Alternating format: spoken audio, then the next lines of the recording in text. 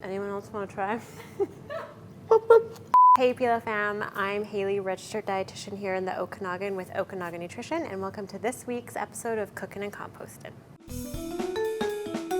Okay, so today we're gonna make a really simple veggie hummus pita pizza. Really good for like kids, super easy, can snack, also good as a meal, whatever you really want. So we are going to be using some sliced up orange peppers, some red onion and zucchini, and then I'm gonna top it with a little bit of arugula because I love my greens. Okay, so to start, we're going to get our little induction oven turned on.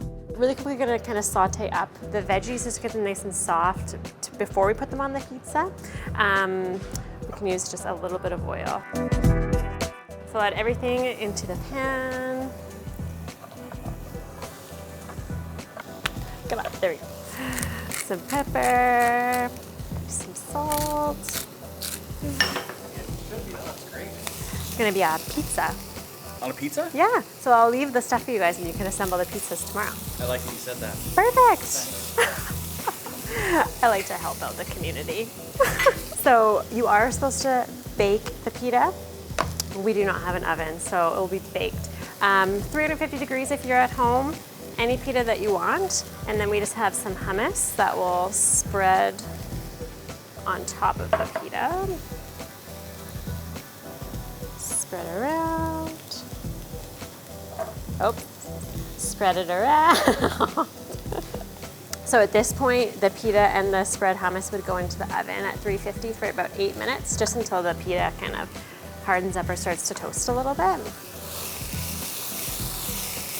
And I have composted all of my scraps into our cute little compost bin in the Pila kitchen. When you are going to compost your we call them greens, so like your fruits, your vegetables, coffee grounds, anything like that with your backyard compost, so like twigs, sticks, dried leaves, it helps to layer it all so that the compost process happens a bit more quickly and more efficiently.